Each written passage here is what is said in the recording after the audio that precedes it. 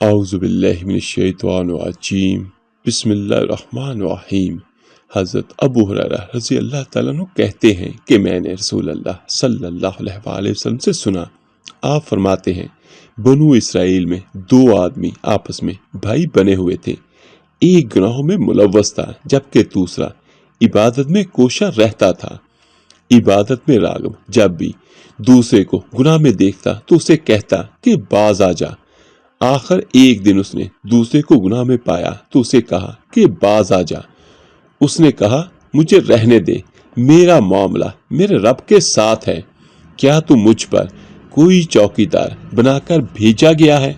تو اس نے کہا اللہ کی قسم، اللہ تجھے معاف نہیں کرے گا یا تجھے جنت میں داخل نہیں کرے گا۔ چنانچہ وہ دونوں فوت ہو گئے اور اللہ رب العالمین کے ہاں جمع ہوئے تو اللہ نے عبادت میں کوشش کرنے والے سے فرمایا کیا تو میرے متعلق زیادہ جاننے والا تھا یا جو میرے ہاتھ میں ہے تجھے اس پر قدرت حاصل تھی؟ اور پھر گنہگار سے فرمایا جا میری رحمت سے جنت میں داخل ہو جا، اور دوسرے کے متعلق فرمایا اسے جہنم میں لے جاؤ۔ حضرت ابو ہریرہ رضی اللہ تعالیٰ عنہ کہتے ہیں اس ذات کی قسم جس کے ہاتھ میں میری جان ہے، اس نے ایسی بات کہہ دی جس نے اس کی دنیا اور آخرت تباہ کر کے رکھ دی۔ میرے عزیز بھائیوں، اس حدیث کی روشنی میں ہم سب کو یہ چاہیے کہ اللہ پاک سے پکی اور سچی توبہ کریں اور کبھی بھی کسی کے متعلق کوئی ایسی بات نہ کہہ دے جو ہماری دنیا اور آخرت دونوں کو تباہ و برباد کر دے۔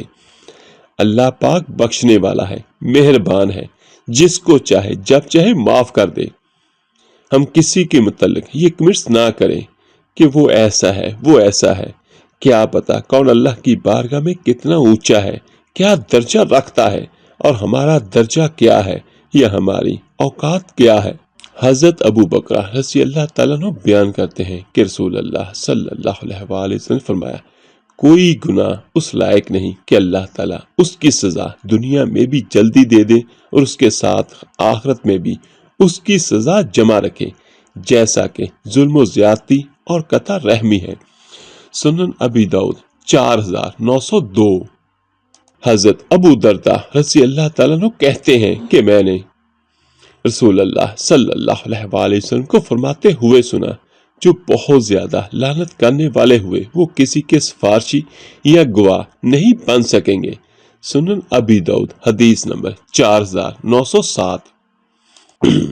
حضرت انس بن مالک رضی اللہ تعالیٰ عنہ سے مروی ہے رسول اللہ صلی اللہ علیہ وآلہ وسلم فرمایا غصہ مت کیا کرو، ایک دوسرے سے حسد مت کیا کرو، ایک دوسرے کو پیٹھ مت دیا کرو کہ میل جول چھوڑ دو، بلکہ اللہ کے بندے بھائی بھائی بن کر رہو۔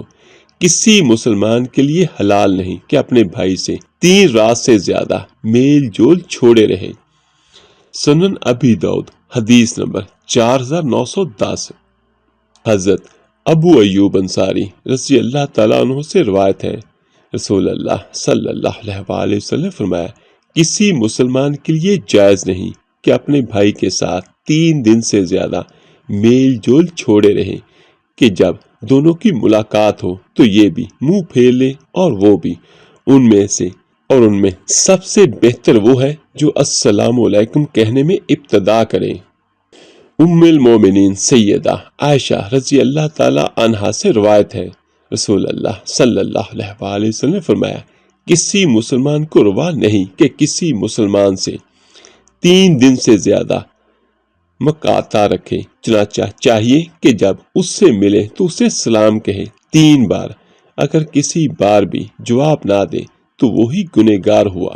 حضرت ابو ہریرہ رضی اللہ تعالیٰ عنہ کہتے ہیں رسول اللہ صلی اللہ علیہ وآلہ وسلم فرمایا کسی مسلمان کے لیے حلال نہیں کہ اپنے بھائی سے 3 دن سے زیادہ میل جول چھوڑے رہے، جس نے 3 دن سے زیادہ مقاطع کیا اور مر گیا تو وہ آگ میں جائے گا۔ سنن ابی داؤد حدیث نمبر 4914۔ حضرت ابو خراش سلمی رضی اللہ تعالیٰ عنہ کہتے ہیں کہ میں نے رسول اللہ صلی اللہ علیہ وآلہ وسلم سے سنا، آپ فرما رہے تھے جس نے 1 سال تک اپنے بھائی سے روابط توڑے رکھا تو وہ ایسے ہے جیسے اس کا خون بہایا ہو۔ سنن ابی داؤد حدیث نمبر 4915۔ میرے عزیز بھائیوں بہنوں اور بچوں، یاد رکھیے گا ان احادیث کی روشنی میں اسلام ہمیں کیا سکھاتا ہے کہ کسی کے ساتھ بھی تعلق توڑنا جائز نہیں ہے، اور اسلام تو بیان کرتا ہے، اسلام ہمیں تعلیم دیتا ہے کہ ہم ایک دوسرے کے ساتھ پیار محبت کے ساتھ رہیں، اور ہمیں صلہ رحمی کا حکم دیتا ہے۔ آخر میں دعا ہے اللہ پاک جس کے بھی جو عزیز و اقارب ناراض ہیں، اللہ پاک سب کی رنجشیں ایک دوسرے کے دلوں سے صاف کر دے اور سب کو پہلے جیسا پیار و محبت کرنے والا بنا دے۔ آمین ثم آمین۔